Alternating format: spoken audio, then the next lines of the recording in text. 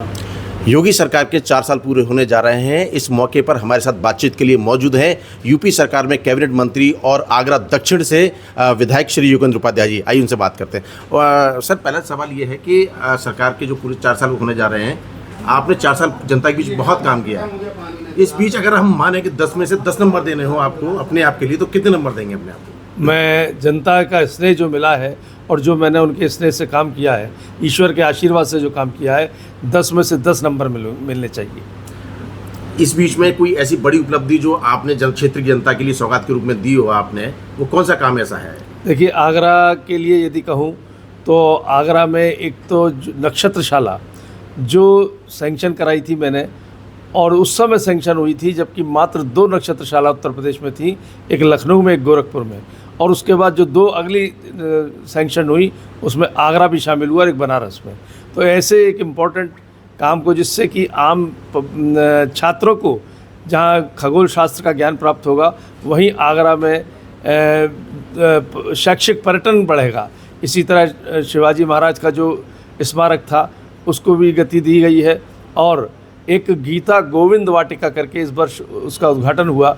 एक 19 बीघा का पार्क था, उसको मैंने एडीए को एक थीम दिया, कृष्ण लीलाओं को उसमें मंचन किया जाए, कृष्ण लीलाओं के कृष्णकालीन वनस्पतियों को लगाया जाए।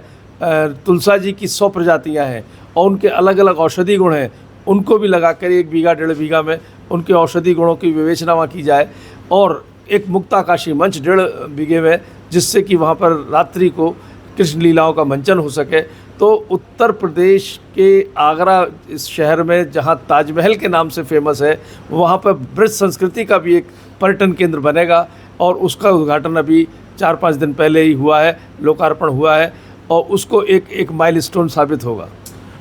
मंत्री, ऐसा कोई काम जो आपको लगता है कि क्षेत्र के लिए बहुत ज़रूरी था, वो अभी करने से रह गया, जो अगला टास्क होगा आपका, वो कौन सा काम ऐसा होगा?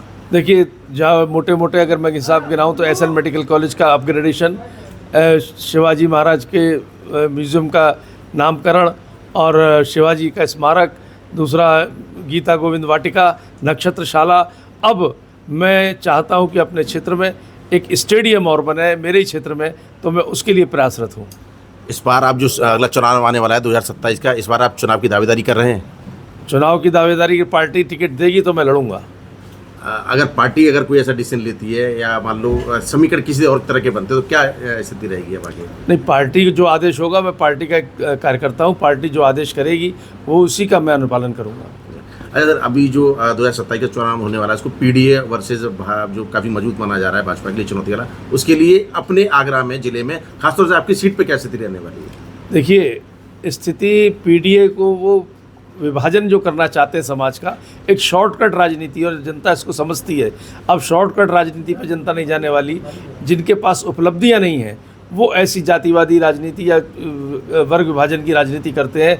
भारतीय जनता पार्टी के पास नेतृत्व है, हमारे पास गंगोत्री यमुनोत्री पवित्र है, और ऐसा नेतृत्व किसी को बिरले को मिलता है। हमारे कार्यकर्ताओं की एक लंबी फौज और देवतुल्य कार्यकर्ता है, और सरकार की उपलब्धियां हैं।